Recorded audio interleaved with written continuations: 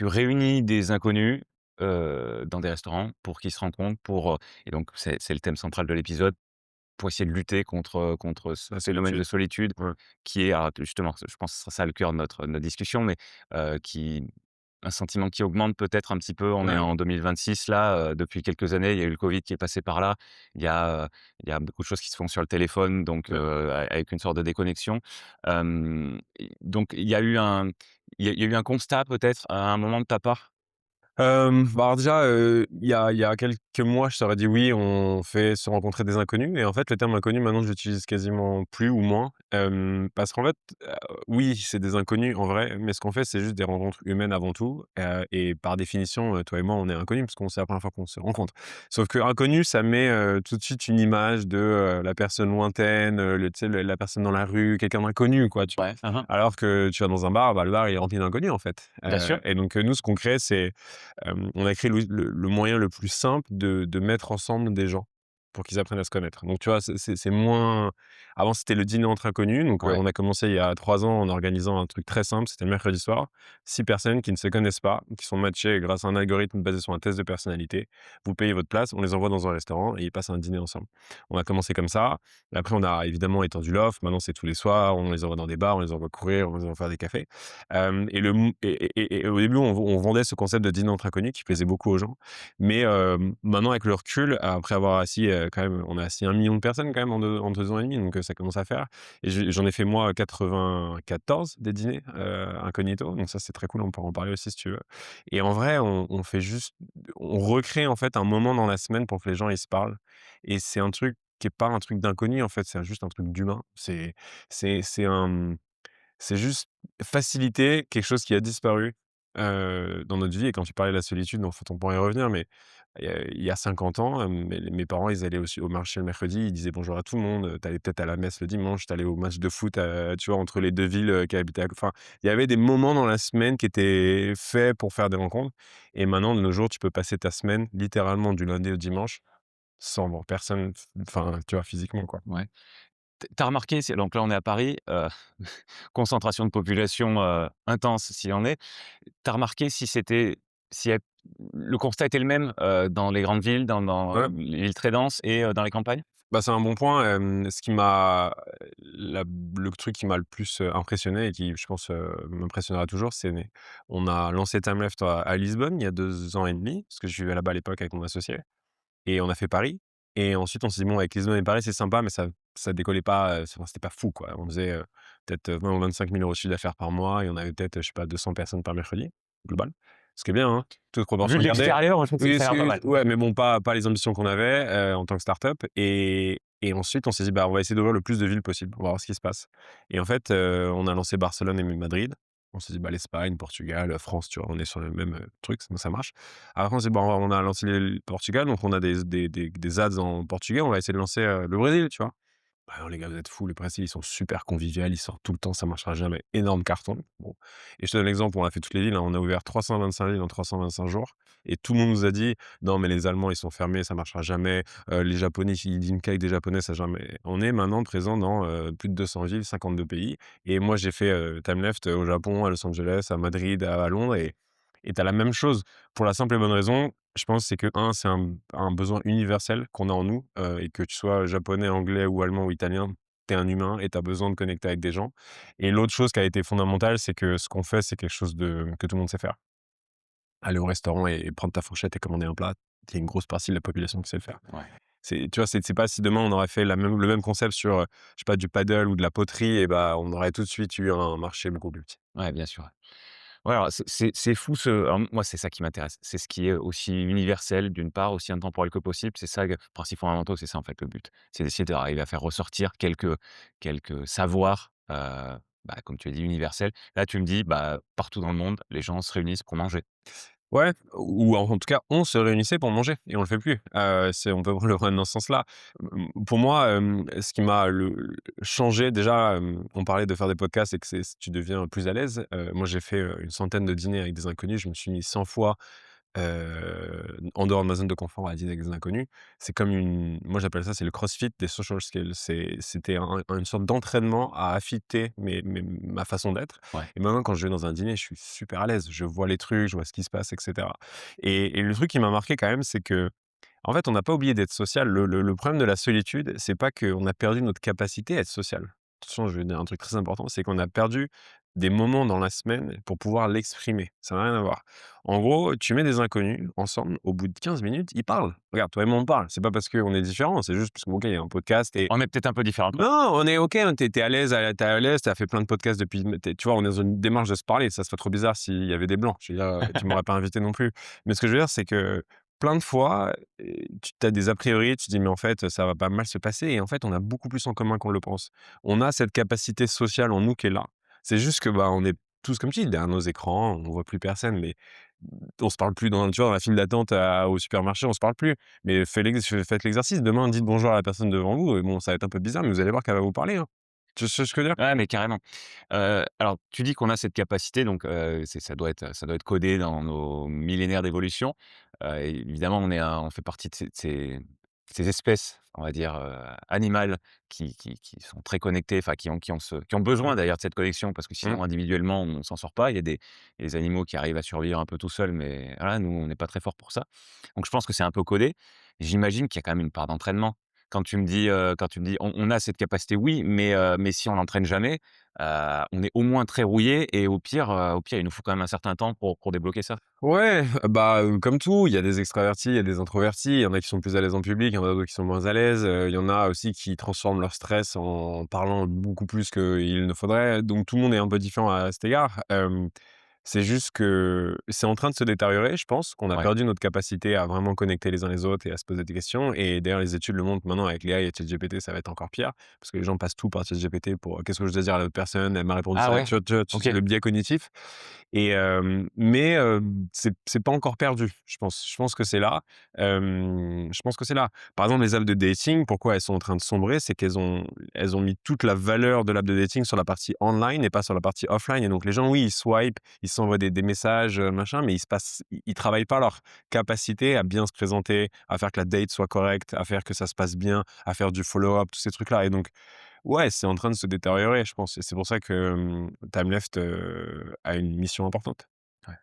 Donc l'idée, c'est vous réunissez des gens, et après enfin, toi, ce que tu dis, c'est que naturellement, ils vont se connecter, ils vont Ouais. chercher des points communs, ça va se faire un peu naturellement. Est-ce que est-ce que vous donnez des conseils, aux gens, dire, bon, bah, si, quand vous arrivez, je sais pas, est-ce que des bonnes pratiques? Bah, l'histoire que je raconte souvent, qui enfin, à chaque fois que je la raconte, j'essaie de l'enjoliver, donc je vais essayer de la garder telle quelle, mais c'est une histoire que j'ai racontée, au moins une centaine de fois. On était à Lisbonne et à Paris et on avait peur que les gens, auraient du mal à se connecter et donc le mercredi midi, moi, j'allais avec mon petit sac à dos, j'allais voir tous les restaurants avec mon petit scooter et je déposais des jeux de cartes. Je disais au restaurateur: «S'il te plaît, ça, c'est la table que tu peux leur donner. Est-ce que tu peux leur donner celle-là? Ça, c'est la table 1, ça, c'est la table 2. T'inquiète, ça va bien se passer». Donc on flippait un peu, tu vois? On se dit, et dans l'app, on avait mis des jeux de questions ice breaking et tout ça. Bon et en fait, on a une personne, à Paris, qui était capu et moi j'étais à Lisbonne et on faisait c'était crevant et puis surtout, à un moment donné, je me suis dit: «Bon attends, on avait un resto, ça va, mais si on en a 50, je vais pas m'amuser à faire la tournée des popotes, tous les mercredis, quoi» et donc on va lancer Barcelone et j'ai dit: «Bah, tu sais quoi? On va faire un test. De toute façon, si on n'arrive pas à ouvrir dans d'autres villes sans y être, de toute façon, on n'y arrivera pas». Donc c'est un peu ma stratégie, généralement, c'est on y va, puis on verra ce qui se passe et on a ouvert Barcelone et c'est moi qui gérais le customer support avec mon WhatsApp à l'époque et il se passe rien. Bon et j'appelle le restaurant le lendemain et c'est lui, il a changé la trajectoire de Timeleft, hein, et je l'appelle et je dis: «Voilà, bonjour, c'est Maxime de Timeleft, vous vous souvenez, je vous ai envoyé 2 tables de 6 hier et tout» et je dis: «Ça s'est bien passé?» «Ouais, ouais». Je dis: «Mais ils ont bien trouvé, table de 1 et table de 2 et tout?» Et là, il me fait un truc, il me dit: «Bah oui, ils sont pas cons les gens». Et en vrai, si tu veux, ça a été une douche froide. Je me suis dit: «Putain, on est en train de complexifier le truc», alors que c'est encore une fois, ce qu'on fait, c'est un truc qui est ancré, mais depuis la nuit des temps, quoi. C'est se mettre autour du feu et partager de la bouffe. Enfin, je veux dire, c'est un truc, maintenant là, c'est un peu plus fancy et OK, on paye avec notre téléphone, mais fondamentalement, ça a pas Moi, pas changé. encore, moi je paye pas encore avec le téléphone, donc je pense que je suis plus près du feu de camp, quoi. Voilà. Mais je veux dire, que ça soit au restaurant, mais aussi en famille. C'est-à-dire on a fait des dîners en famille, on sait qu'il y a un début, qu'il y a une fin. On sait que généralement, tu prends un verre de vin avec le plat et plutôt qu'avec le dessert ou j'en sais rien. Enfin, il y a des codes, en fait Ouais. et ces codes sont ancrés en nous et donc l'expérience en telle quelle, elle est codée en nous. Donc ça, c'était la partie cool. Et après, le fait que après sur les centres dîners, j'ai eu des dîners qui étaient chiants, hein. Enfin, je veux dire, à un moment, c'est comme tout. Tu as qui prennent trop de place, tu as qui sont, très border dans les choses qu'ils pensent ou qu'ils disent Ouais. et encore et le truc qu'on sait pas faire, je pense, c'est cette dynamique de groupe. C'est OK. comment gérer un groupe. Tu vois, demain, on fait un dîner chez toi et on est 5, tu m'invites, tu verras qu'il va se passer un truc qui va être différent. Parce que je vais voir, je sais pas, ah, on lui coupe toujours la parole ou putain, lui, ça fait 2 verres qu'il en quitte. Ah, tu stressé? Ça va? Mais attends, détends-toi, tout va bien se passer. Eh les gars, on fait que changer de sujet. Vous voulez pas qu'on reste sur ce sujet-là juste 5 minutes? Et toi, qu'est-ce que tu penses de ce sujet-là?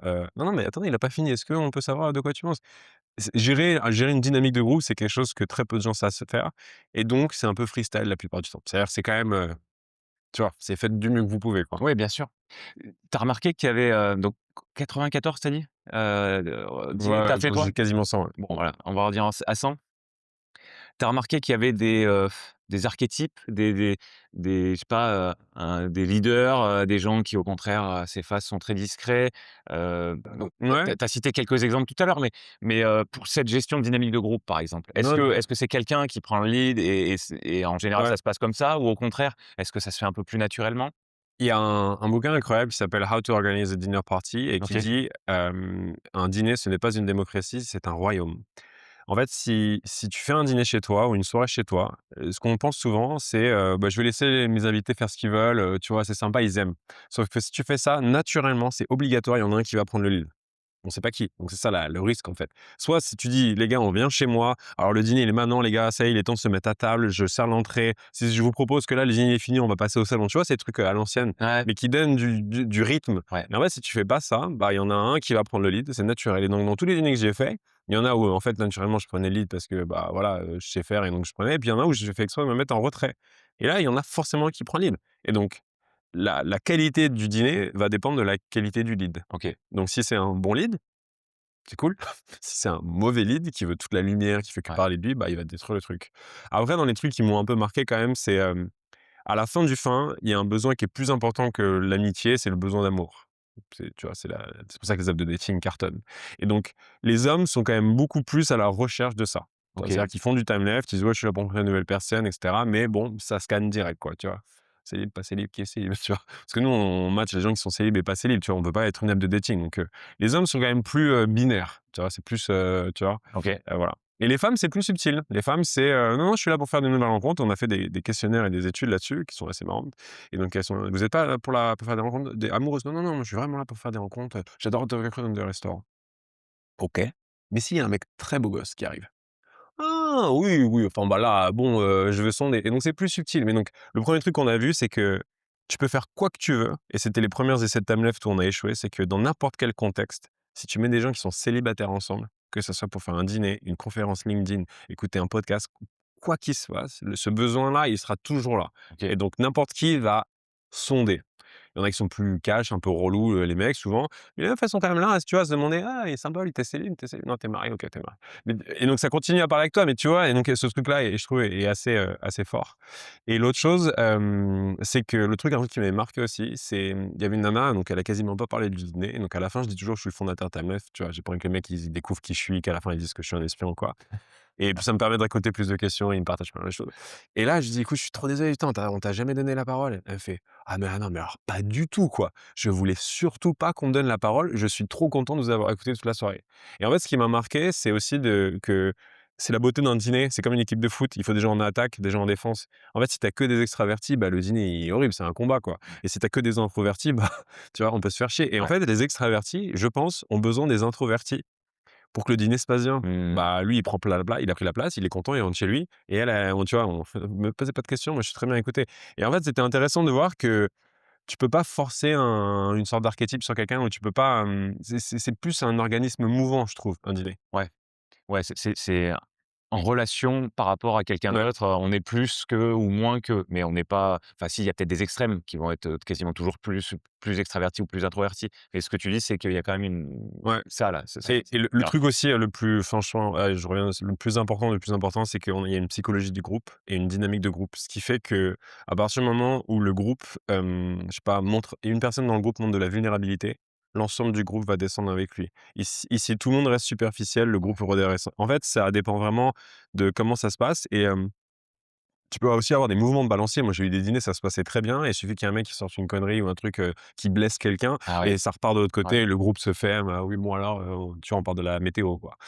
Moi, mon genre, c'est une histoire, hein, qui m'a marqué, 1 même pas non pas 1er dîner à Londres, mais ça devait être, je sais pas, on a lancé ça depuis peut-être 6 mois. Je vais à Londres, tu vois, pour ouvrir les UK et je fais mon premier dîner. On fait un dîner, on est 6 dans un pub et la que on avait donc les questions, donc moi j'étais: «Les gars, il y a des questions». Je fais: «Vas-y, faisons les questions s'il vous plaît, j'ai envie de voir si ça marche».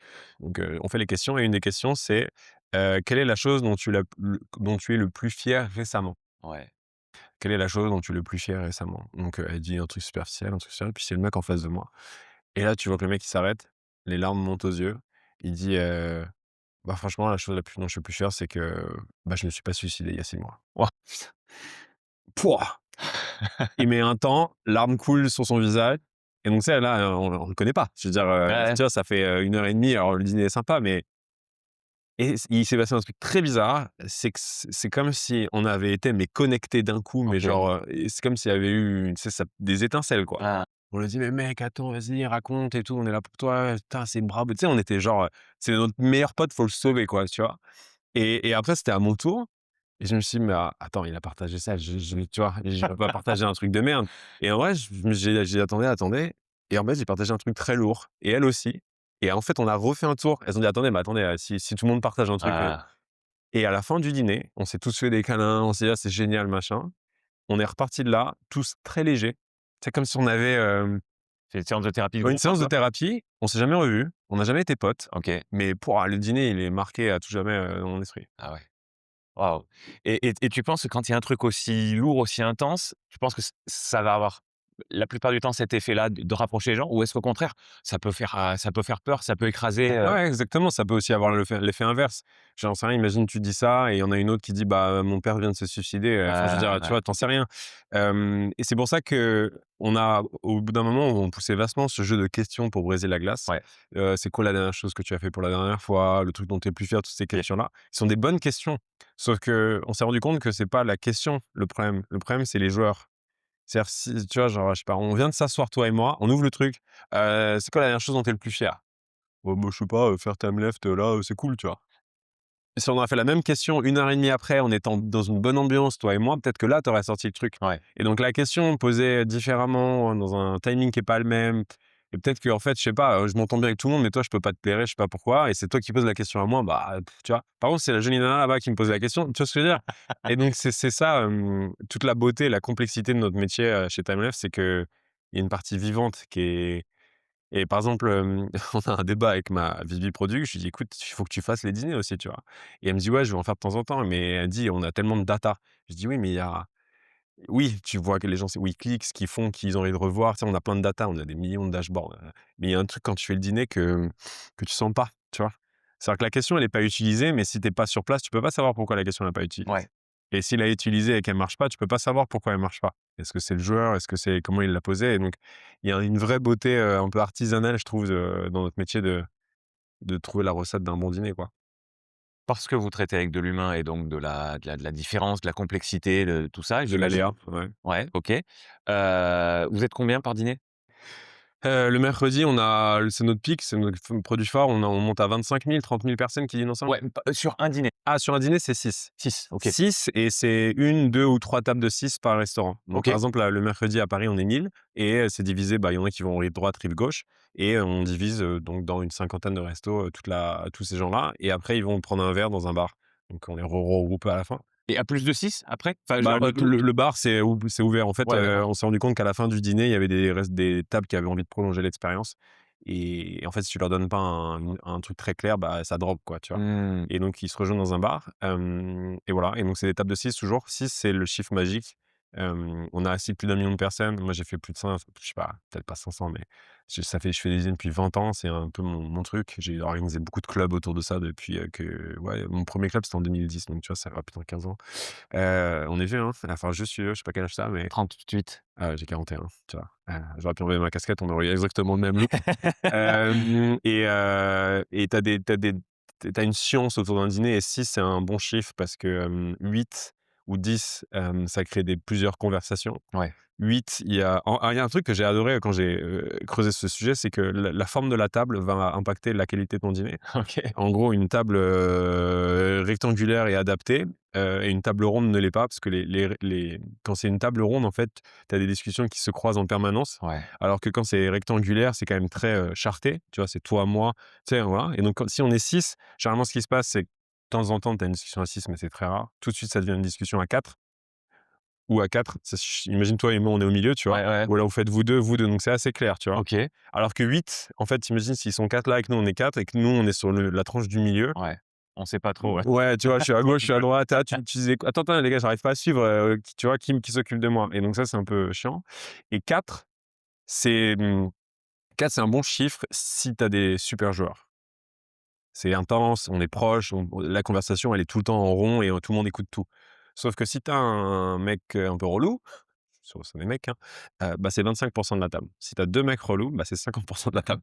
Non, tu vois ce que je veux dire? Et donc Ouais, le ouais. risque, il est trop fort, et puis on a aussi des no-shows, il y a tous ces aléas qui font Ouais. qu'on doit protéger l'expérience. Vous avez des stats justement sur le ressenti des gens sur, ah bah là, sur notre table de 6, il y en a 2 il y en a 2 qui j'ai pas du tout accroché, pour X ou Y raison. Vous avez des retours par rapport à ça? Ouais, notre plus beau combat, c'est le no-show. On a quand OK. même des gens qui font du no-show, ça c'est un peu relou, à la fois Donc clairement les gens qui disent, «Je viens» et qui viennent pas? ouais. Ouais. En fait, on a surtout un problème de ce qu'on appelle chez nous le last minute cancellation, c'est qu'on a beaucoup de gens qui annulent le jour même. Ouais. Donc c'est pas du no-show. Il me dit: «Écoute, je serai pas là ce soir». Ouais, C'est d'accord. pas un no-show, ça Ouais, dit: ouais. «Les gars, je serai pas». Bien prévenu. Sauf qu'on a beaucoup de gens qui annulent le jour même et donc on n'a pas assez de rotation pour compenser les sièges, voilà, mais on travaille dessus, il y a un truc qui sort bientôt là. OK. Et on a, en no-show pur, c'est-à-dire vraiment les gens qui disent qu'ils y sont, mais qui n'annulent pas, mais qui ne sont pas là, on est autour de 7 à 9 en fonction des villes. OK. Mais si tu as 1 personne, ça va, Ouais. mais c'est un pourcentage. Donc il se peut que des fois tu as 3 ou 4 personnes à la même table et toi tu es tout seul avec un mec, bon, c'est un peu relou. Et après sur ta partie sur la compatibilité, donc on a un algorithme qui crée les tables et à la fin du dîner, les gens disent qu'ils ont envie de revoir. OK. Donc toi et moi, on se dit: «Bah, Max, il est cool, moi je dis que tu es cool» et en fait, ça crée un match dans l'app et on peut se parler. Nous, on est l'anti-dating app. Dating app, tu swipes pas mort et tu veux tout savoir sur une personne avant de savoir si tu veux la voir. Nous, c'est l'inverse. Faut que tu la vois d'abord et ensuite tu crées ton expérience digitale et on a donc on voit les compatibilités index des gens, on voit les gens qui matchent pas. On voit que tu as des gens qui ont des tracés, incroyables, ils font 50 dîners, tout le monde les aime et tu as d'autres OK. gens qui font 10 dîners et tout le monde les déteste et Ah ouais. moi, j'ai fait un dîner aussi, c'était il y a 1 an et demi, peut-être 1 an à Paris, et on m'a déjà parlé de cette nana, elle s'appelait Angela, je peux me dire son prénom, c'est son vrai prénom, mais de toute façon, voilà, personne ne sait qui c'est, Angela. Et apparemment, c'est la pire utilisatrice de Timeless, quoi, la pire, la pire, la pire. Et donc je fais trois dîners, je lui dis: «Ouais mec, faut que tu la bloques Angela, Angela, Angela, Angela». Et là, enfin, moi, la meuf, pas de chance, hein. Moi, je fais un dîner à Paris et donc il y a une nana qui est en retard, qui arrive, elle pue la clope, tu vois qu'elle est déjà un peu fonce-dé et tout. Elle s'assoit, elle fait: «Salut, je suis Angela». Je fais: «Alors, je pense que je sais qui c'est» et donc elle sait pas que je suis le CEO, donc on rigole et cetera et elle me dit et on parle et je dis: «Tu as fait combien de dîners?» Elle fait: «Moi, j'ai fait 30 dîners, je suis la plus grosse utilisatrice de Timeless. Ils me doivent, franchement, ils me doivent tout, Timeless». Bon et là, je dis: «Tu as appris des trucs, en 30 dîners? Tu as rencontré quand même 150 personnes, tu vois?» «Mais de quoi?» Tu dis: «Non, j'ai besoin de rien apprendre, moi, je sais ce que je veux, machin et cetera. Donnez-moi une bouteille de vin» et pour une bouteille de vin, elle la descend, border raciste, enfin, genre un scandale, quoi. L'expérience s'en va. Et je suis allé voir son score et donc en vrai, sur tous les dîners qu'elle a fait, je crois qu'elle a pas beaucoup, hein, elle avait peut-être 180 ou 150 personnes. Elle avait peut-être mis oui à 30 ou 40 personnes et elle avait eu 40 non. Bac. C'est-à-dire elle a dit: «Je voudrais être ton pote» et 40 personnes lui ont dit: «Non, c'est mort». Mais la difficulté de ça, c'est que, bah, si tu veux, tu viens de le rencontrer, tu as pas envie de l'aider, quoi. Je veux dire: «Écoute, si tu te connais depuis 1 heure, fais ton chemin», tu vois? Et comme tout le monde est comme ça, bah, elle fait de dîner en dîner sans vraiment comprendre ce qui déconne. Ouais. Et donc là, on travaille sur une feature qui va sortir, dans 2 semaines. Oui, dans 2 semaines, qui va, apporter un peu de ça. C'est-à-dire qu'on va créer une feature qui s'appelle Impression, où on va demander aux gens quelles sont les impressions positives que tu as sur les gens. Donc à la fin du dîner, tu pourras dire, c'est une série de questions. Quelle est la personne la plus sympa avec le serveur? Quel est, celui qui a mis le plus d'ambiance, sans prendre trop de place et cetera? Et donc si tu dis, j'en sais rien, je les ai pas tous en tête, mais quel est celui qui est le plus sympa avec le serveur? Et que les 4 personnes te disent que toi, tu as été le plus sympa avec le serveur, et ben, en fait, tu auras un badge charismatique, server friendly et cetera. OK. Et donc si à la fin du dîner, on peut pas ouvrir à des commentaires négatifs parce que ce serait trop dur. Mais en revanche, on espère que si cette Angela va de dîner en dîner sans aucun commentaire positif, bah, peut-être qu'elle réalisera que Ouais. voilà. Et l'idée derrière, c'est quoi? C'est d'essayer de continuer de donner sa chance à tout le monde ou de privilégier l'expérience globale et du coup de virer des gens, quoi? Non, on vire pas les gens. La Hongirienne, on peut pas la virer. Enfin, on l'a pas virée. Mmh. Je crois qu'elle a arrêté d'utiliser le service, heureusement. Mais non, on peut pas la virer parce que, bah, déjà, ça sonne mal. Enfin, je sais pas. Ouais, mais Et tu vois, en revanche, on a, une politique, ce qu'on appelle de trust and safety, hein. Je sais même pas si c'est d'équivalent en français, mais c'est une de protection des utilisateurs, mais pas ouais, au sens, GRPD, plus au sens on a un département de protection des utilisateurs et de protection de l'expérience et des restaurants d'ailleurs maintenant. Et donc si Angela, je sais pas, sort un commentaire raciste, là en revanche on intervient, OK. on met un premier ban et ensuite si tu continues à être raciste, oui. Donc en fait on a des guidelines qui Mmh. sont un peu comme les apps de dating, bah, je sais pas, bon, sors pas ton sexe à table, OK. ramène pas de la drogue, enfin aux États-Unis, on a des gens qui sont arrivés avec un gun, enfin tu as des trucs, il se passe des trucs quand même. Ouais. Donc ça rentre dans un cadre de protection de l'expérience et ça, on peut te bannir pour ça. Mmh. En revanche, que tu sois relou, que tu sois pas friendly, bah, en fait, on est là aussi pour t'aider, toi. Donc ça c'est je sais pas, c'est comme si tu fais une salle de sport et que ceux qui sont obèses, tu les interdis dans ta salle de sport et que tu veux que des beaux gosses.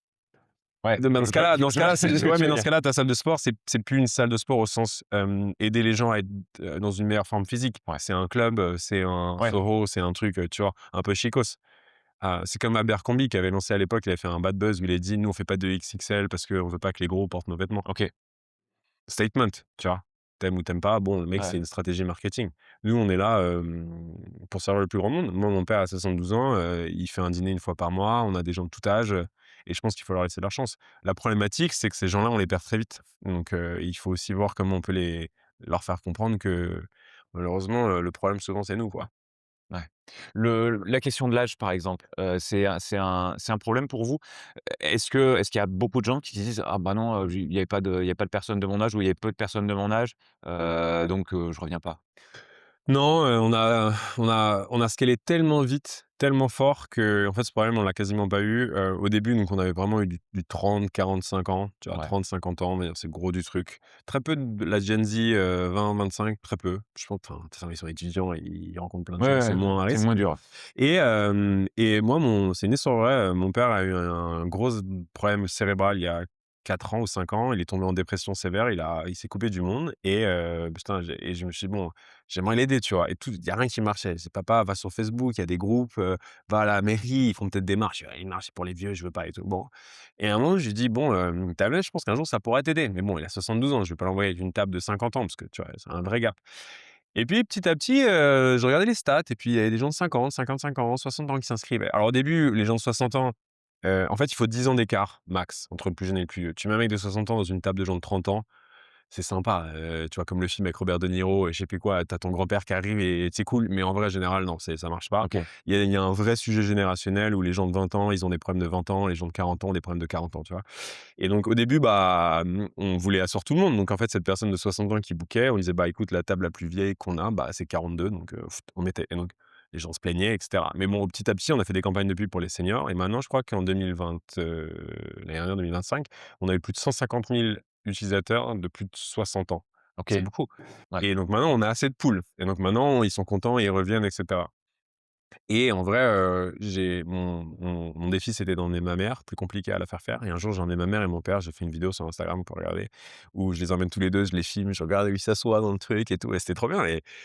Et tu vois, ma mère pas à l'aise: «Oui bonjour, c'est la table 2 et tout», et super expérience, super expérience. Et la solitude, touche tout le monde et je pense que ça touche even encore plus, cette génération-là parce que pour 2 raisons.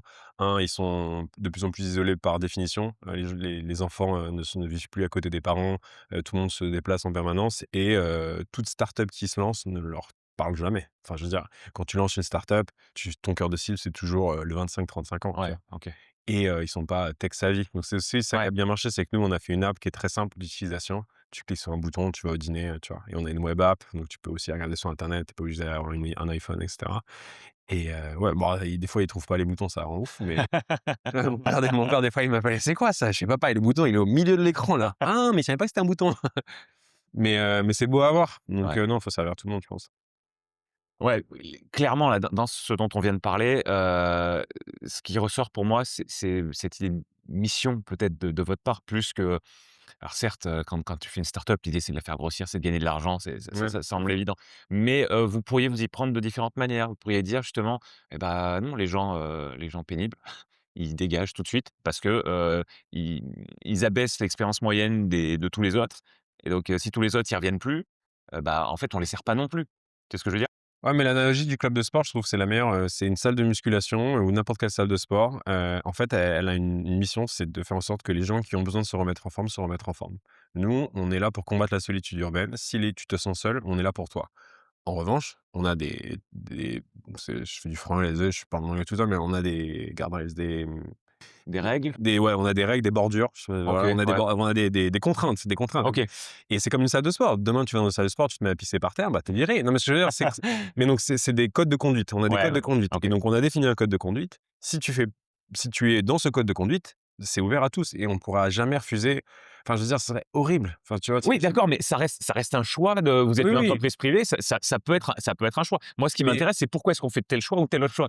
bah, parce que, on est surtout, on est at scale, on est mainstream. C'est-à-dire qu'on a, plus de 4 millions d'utilisateurs dans le monde, dans plus de 200 villes. On est pour tout le monde et en vrai, c'est surtout une expérience de 6. Demain, tu veux lancer un concept de social club, un peu hype, machin, dans Paris centre avec des saunas et des ice baths et tu veux que ça soit cool.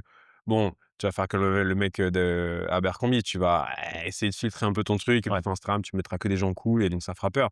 Nous, pendant un moment, les vieux, ils nous disaient, «En fait, j'aimerais trop faire, mais je vois sur votre site, il y a que des jeunes». Ah ouais, Donc c'est pour ça qu'on a construit des funnels d'acquisition où on oui, mettait des photos des gens de leur âge et cetera pour leur rencontre. Non, en fait, il y a des gens de ton âge, vas-y. ouais, Mais, c'est plus une envie de servir tout le monde et en vrai, on est surtout, on est mainstream, en fait. On n'est pas élitiste et ouais. donc, c'est pour ça qu'il y a aucun sujet à filtrer les gens, quoi. Mmh. Et puis le gens, de toute façon, si c'est un mec, il est relou ou machin, bah, il fait un dîner, 2 dîners, puis il voit qu'il connecte avec personne, il s'en Oui, voilà, ouais, naturellement, tu penses que naturellement. ça va Ouais. trier naturellement, quoi. Ouais. OK. Hem, donc l'ouverture là, dans toutes ces villes, comment vous y êtes pris? Alors, je t'ai dit, hein, c'est pas un principe en auto, c'est pas un podcast business, mais moi, ce qui m'intéresse, c'est le sujet central, et en support de ce sujet central, c'est, un peu l'histoire de la personne, ça peut être son entreprise, ça peut être voilà. C'est vraiment ça l'idée, Ouais. c'est pour moi, c'est de comprendre ce qu'il y a au cœur du sujet mais il y a un côté personnel et à chaque fois, j'ai une personne en face de moi, tu vois? J'ai pas ChatGPT, tu vois? C'est pas Pas une encore. accumulation. Ah franchement, ça m'embêterait. Parce que moi, je suis un grand curieux et en plus, j'aime bien les gens, donc j'ai besoin des 2 Ouais, si tu ouais. veux. Donc voilà, c'est pas un cours c'est jamais un cours magistral, principes fondamentaux. Il y a toujours un côté, Ouais, humain et mmh et on n'aura pas toujours des vérités absolues, tu vois?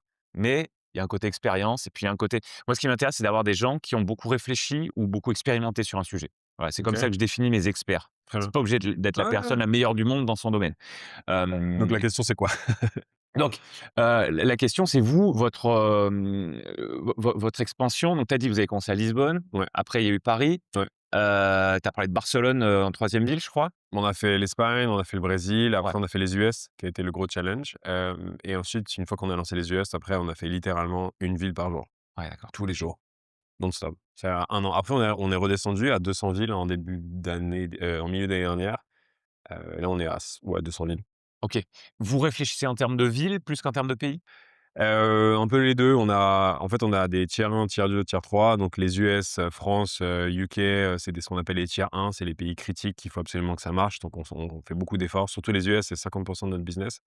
Ensuite, on les tiers 2 et tiers 3. Tiers 2, ça va être, je sais pas, Italie, Bré non pas Brésil, Italie, Argentine, des choses comme ça Ouais. et après tu as tiers 3, qu'on a d'ailleurs fermé à mon avis, la plupart, je sais pas, Guatemala, Pérou, Bogota, c'est ouais, on n'avait pas les capacités ni financières ni de bande passante de gérer autant de trucs OK. et l'autre chose qu'il faut pas oublier, c'est que, les apps de dating ont un problème de ce qu'on appelle de network effect. C'est-à-dire que quand tu arrives dans l'app, s'il y a pas assez de nanas à swiper, bah, en fait, tu t'en vas et comme tu t'en vas, bah et c'est l'œuf et la poule et nous, c'est moins important parce qu'en fait, nous, il ne faut que 6 personnes pour faire un dîner. Donc en fait, dès qu'on a 6 personnes à Bogota, bah, boum, on fait un dîner. OK. Sauf que ces personnes vont vouloir revenir et donc il faut retrouver des nouvelles personnes et cetera et donc on s'est rendu compte que si on n'arrivait pas à rapidement arriver à une trentaine, soixantaine de personnes par soir et ben, en fait, il y a un truc où ça va plafonner et ça va aller nulle part Mmh. et donc pour monter de 0 à 60 personnes, bah, il faut un effort marketing Et quand tu dupliques ton effort marketing dans 18 langues, 50 pays, c'est impossible à gérer. Ouais. Et donc on s'est recentré sur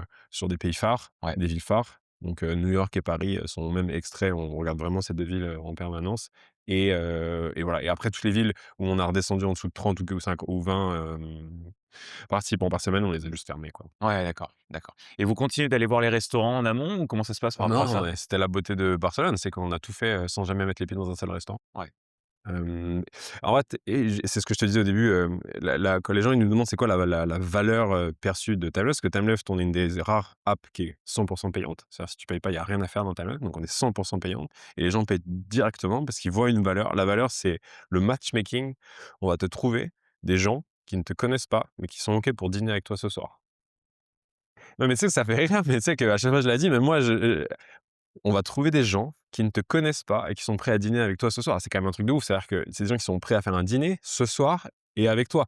Et les gens disent: «Oui, mais c'est pas avec moi». Bah si, quelque part, c'est quand même avec toi. C'est-à-dire que c'est la beauté de ce concept d'inconnu. C'est-à-dire que, on te dit pas, tu pas de swipe, on te dit pas: «Est-ce que tu veux des grands, des petits? Est-ce que tu veux des femmes, des blondes?» Non, c'est: «Tu vas faire un dîner avec des humains. Tu nous fais confiance? Oui, OK, c'est tout». Donc ça, c'est vraiment cette partie matchmaking qui est clé et la partie logistique. On te choisit le restaurant, on boucle la table et donc on enlève toute cette friction, tu vois? Il y a pas de friction et donc tu cliques sur un bouton et ce soir ou demain, tu reçois une adresse d'un restaurant, tu te pointes à 20h et tu dis: «Bonjour, je suis table 1, asseyez-vous» et là, «Ah salut, moi c'est Maxime». «Salut, salut toi Fanny, salut, salut». C'est magique, tu vois? Et Ouais. donc c'est ça la vraie valeur. Mais c'est le restaurant qui fait l'expérience, c'est pas nous. Donc nous, si tu et c'était ça, qui nous a aussi, aidé à scaler aussi fort, c'est que, bah, des restaurants, il y en a partout. Ils sont visibles sur Google, il y a des Google Reviews, enfin, tu vois? Et maintenant, on a un outil d'analyse qui analyse, qui scanne tous les restaurants dans le monde, qui scanne les menus, qui extrait s'il y a des options végétariennes, les prix et tout, donc ils ont pignon sur rue. Mmh. C'est même ils ont vraiment pignon sur rue, les restaurants et eux, on a un intérêt commun. C'est-à-dire que nous, on leur prend 0, on monétise pas du tout cette, partie-là pour l'instant, mais ils ont un intérêt à ce que l'expérience se passe bien, des 2 côtés. Si ça se passe bien, bah, nous, on est contents et si eux, ça se passe bien, bah, les clients sont contents, peut-être qu'ils reviendront, tu vois? Ouais, Et carrément. puis on leur ramène du chiffre d'affaires, hein. On fait des millions d'euros de chiffre d'affaires dans les restaurants, hein. Ouais, ouais, bien sûr, bien sûr. Sur votre algorithme, sur tout ça, sur votre, force en fait, d'après ce que tu dis. Qu'est-ce que qu'est-ce que vous cherchez à faire? Vous cherchez à faire, par exemple, de la mixité? Vous cherchez à avoir, sur 6 personnes, à peu près trois hommes, 3 femmes ou pas du tout? Ouais, est-ce qu'il y a des éléments, si tu veux, que tu Ouais. peux nous partager? Ouais, bah, donc nous, ce qu'on appelle la perfect table, c'est 6 personnes Ouais, qui se pointent. Donc bah, c'est tous les copycats et tous les gens qui ont essayé de copier Timeleft, à mon avis, enfin, ils sont tous morts quasi, mais à mon avis, c'est cette difficulté-là. ouais, C'est de ramener des gens dans un restaurant, parce que c'est facile qu'ils bookent et qu'ils cliquent sur un bouton, mais il faut qu'ils arrivent au restaurant. Donc table de 6, la table parfaite, c'est 3 femmes, 3 hommes. Voilà, balance des genres, ça marche. 4 femmes, 2 hommes, ça marche. 5 femmes, un homme, ça marche pas. Et l'inverse, c'est pire, genre une femme, 5 hommes, bah, très compliqué. Donc on essaie de maximiser ça. L'âge, 10 ans d'écart, c'est ouais, franchement, tu disais tout à l'heure. générationnel, c'est compliqué. Et après, on a beaucoup de critères qui viennent en jeu. Donc on a le budget du restaurant, donc tu peux choisir ton budget de restaurant. Donc on envoie les gens en fonction des budgets de restaurant. Tu as la langue. En France, tu peux choisir de parler anglais ou français. OK. Donc si tu prends anglais, bah, tu seras avec des expats. Si tu prends français, tu seras qu'avec des Français. Qu'est-ce qu'on a d'autre? On a introverti, extraverti qui est en jeu et après on a quelques data points. On a aussi les bad match et les good match. Oui. Donc en fait, si tu as pas envie de revoir quelqu'un, bah, on le met pas à ta table. Donc mine de rien, déjà rien que ces critères-là, ça complexifie, assez fortement, le matching. OK. Tu me disais pas qu'il y avait une sorte de, je sais pas si c'est le bon terme, mais de test de personnalité, Ouais, OK. Donc quand tu t'inscris, tu j'ai rempli réponds à certaines une questions? trentaine de questions, ouais. OK, Ouais. OK. Qui Est-ce sur que tes tu es du hobbies, matin ou est-ce que tu es du OK, soir? Est-ce que tu es introverti, extraverti? Est-ce que tu aimes ton job? Est-ce que tu aimes pas ton job? Et OK. cetera. Donc, à la fin du fin, mais encore une fois, si tu prends, 1000 personnes qui veulent dîner ensemble, déjà tu les classes par âge, par sexe, tu fais des tables de 3 meufs, 3 mecs, tu les classes par budget de restaurant, par quartier et cetera. À la fin, le pool, il est pas énorme. Ouais, Donc en ouais, vrai, ouais. l'algorithme, il est pas si magique que ça. OK. Et c'est important que les gens en fait, c'est marrant, c'est que ça joue sur le marketing. Les gens, ils pensent qu'il y a un algorithme magique. Donc, moi, j'ai eu des folies, hein. Des fois, la nana, elle me dit: «Tu breton?» «Ouais, 200 bretons, putain, l'algorithme, il est incroyable».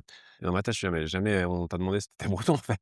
Mais mais c'était ça la beauté, c'est que, quand tu leur dis aux gens qu'il y a un algorithme magique qui les a matchés, les gens, ils essaient de trouver des points communs. Mais c'est aussi moi, ce qui m'a marqué avec Timelapse, c'est que tu mets n'importe qui ensemble pendant 2 heures, Ouais. bah, ils vont trouver des points communs. Je veux dire, en fait Il y a 2 trucs. Un, on n'est pas si inconnus que ça pour la simple et bonne raison, c'est que, bah, déjà, c'est des gens qui payent 20 €, qui ont un iPhone, qui vont dans un restaurant à 40 balles dans une ville et cetera. Donc faut arrêter, on n'est pas, tu vois? On matche pas des gens complètement, différents. Ouais. On matche des gens qui sont quand même assez proches en termes socio-économiques, on va dire. Mmh. Et le deuxième truc, c'est que quand tu leur dis qu'il y a des points communs, bah, les gens, ils vont être obsédés par les trouver. C'est marrant, tu vois? Et il y a un autre truc aussi, je pense, c'est que c'est humain, c'est qu'on veut se trouver des points communs parce que ça nous met en sécurité, OK. je pense. Ouais, je vois ce que tu veux dire. Et c'est aussi les sujets. Pourquoi tout le monde parle de son job en 1er? Bah, parce que c'est le truc le plus évident, tu vois? Tu fais quoi? «Ah, j'ai un podcast». «Ah, bah, tu vois? Et bah, ça y est, on va parler de podcast». En fait, tu vois, je me raccroche à ça. Tu vois ce que je Ouais, veux dire? est-ce que c'est pas aussi beaucoup parce que c'est souvent l'activité qui te prend le plus de temps dans ta Ouais, vie aussi, bien sûr, bien sûr. et que tu commences par là parce que c'est le plus évident? Tu vois, moi, je me dis, les gens moi, ce qui m'intéresse, en fait, c'est pas le métier des gens, c'est ce qu'ils font le plus ou enfin, alors des fois, ils sont un peu obligés. Tu vois, si tu travailles à l'usine, c'est pas forcément ta grande passion, mais les activités auxquelles on accorde du temps, c'est important. Les gens qui ont des enfants, et qui passent beaucoup de temps avec leurs enfants, ça devient une part importante de qui ils sont. Quelqu'un qui passe beaucoup de temps à bosser, Ouais, ça l'est ouais. aussi. Voilà, donc personnellement, tu vois, je le verrais plutôt sous cet angle-là. Mais toi, tu dis Mais ça que revient aux questions que tu poses, moi, enfin, pour avoir fait autant de dîners, maintenant j'ai des questions, que j'adore. Une des questions que j'adore, c'est: «Quelle est la dernière chose que tu as fait pour la première fois?» ouais, Donc qui ancre les gens dans des réflexions. Il y a une phrase aussi, quand je vois que les gens, ils veulent parler de leur boulot, je fais: «Attendez, j'ai une question pour vous. Vous allez décrire votre job en une phrase à un enfant de 5 ans». Voilà. Et donc, des fois, c'est vague et tu vois, j'ai pas tout compris ce que tu fais, mais je vois à peu près. ouais, Et après, pour revenir au mec qui travaille en usine, peut-être que, déjà, c'est peut-être un cliché de penser que les gens qui travaillent en usine, tu vois, n'aiment pas leur job. Et après, il y a une autre chose de dire: «Tu pas ton job, cool, mais cite-moi un seul truc que t'aimes. Juste un seul truc que t'aimes. C'est obligé qu'il y ait un seul truc que t'aimes. C'est l'argent. OK, cool. Non, mais je veux dire, OK, bien sûr. fair enough. Et Ouais. pourquoi l'argent, c'est important pour toi? Ah, parce que tu as envie d'acheter ça. Pourquoi tu as envie d'acheter ça? Tu vois? Et en gros, Mmh. tu tires le fil. Et c'est sûr qu'il y a des questions qui sont basiques ou compliquées, et la plupart des gens, ils savent pas aussi aller en profondeur dans le sujet, tu Ouais. vois? «Ouais, je fais ça». Fin d'histoire. «Wouah, vous êtes relous les gars, tu vois? Vas-y, on level up un peu». Et pareil aussi, écouter les gens, c'est un truc qu'on fait pas, on se coupe la parole, ou tu vois, il y a cette phrase qui dit, il y en a qui écoutent pour comprendre et il y en a qui écoutent pour, Pour placer quelque chose, répondre, ouais, pour répondre. ouais, Et le tour de table, c'est un truc qui est très difficile à faire quand tu es 6, parce que tout le monde a envie de parler, ouais. et dire, on va chacun son tour. Ah, non, non, chacun son tour, tu vois? Il y a plein de jeux, mais il y a en entreprise, tu as le jeu du stylo. Je sais pas si tu connais, tu es dans une réunion et tu donnes un stylo à quelqu'un. Il y a que la personne qui a le stylo qui On peut parle. Tu parler? connais ce Mmh, truc-là? Ah, OK. c'est incroyable, les gens ils pètent des câbles. «Donne-moi le stylo, donne-moi le stylo». «Ouais, c'est moi qui l'ai, je fais ce que je Vous veux». le faites là? Non, non, on le fait pas. C'est, pareil, tu as un exercice qui s'appelle le deep listening, qui est les gens ils tiennent jamais. C'est, tu me dis quelque chose, je sais pas, en 1 minute, on va dire, et je vais le reformuler avec mes mots, et tant que tu as pas dit c'est 100 ce que je t'ai dit, tu refais, j'écoute, je reformule, et tant que tu as pas dit c'est mais donc c'est ultra long, tu vois? Ouais. Mais c'est intéressant de voir que on est très loin de ça. On est très loin d'une bonne écoute, on est très loin d'une la bonne écoute, je pense, c'est le plus compliqué à travailler. Et donc pour ceux qui nous écoutent, moi je me focaliserai pas sur ça au début, je me focaliserai juste sur apprendre par cœur des séries de questions. OK. Apprendre une trentaine de questions, tu vois? Des questions, «C'est quoi la chose que tu as fait pour la dernière fois?» ou, on va faire, moi, une question que j'aime beaucoup, c'est, même si vous vous connaissez pas, à tour de rôle, quelle est la première chose que tu t'es dit quand tu as vu la personne à ta gauche? Heu, donc ça, il y a un petit moment machin, bah, je sais pas, tu avais l'air un peu sûr de toi et je me suis dit que tu faisais pas beaucoup de sport. «Ouais, drôle», et tu sais, tu tournes en rond comme ça, OK. et une fois que tu as fait ça, tu fais: «Ah, maintenant on va faire la personne à votre droite», et donc ça va dans l'autre sens. Et donc mais les gens qui me connaissent, ça les énerve parce qu'ils savent que je le fais à chaque fois. Mais je le fais à chaque fois, et tu as des questions, c'est des questions en or, c'est des questions, vraiment elles marchent quel que soit le setup. Une question, «C'est quoi la dernière fois que tu as pleuré?» C'est une bonne question, mais si tu veux, tu peux pas la poser comme ça, de but De en but en blanc. blanc, ouais, ouais, ouais. Ouais, Et donc, même une série de questions un peu fun, une série un peu machin, et puis quand tu sens que tu es à l'aise avec les gens, tu as tes 2-3 petites séries à dire. Moi, une question que j'aime beaucoup, moi, en anglais, c'est, «What is the lesson you should have learned by now?» C'est en français, c'est: «Quelle est la leçon que tu» non, «Quelle est l'erreur que» non, ouais, c'est: «Quelle est la leçon que tu», comment on pourrait dire ça en bah, français? qu'à ton âge, tu aurais dû apprendre ou enfin que Ouais, qu'est-ce que tu devrais savoir qu'est-ce que et tu devrais vraiment savoir depuis le temps, mais que tu continues de répéter comme erreur, ah, tu vois?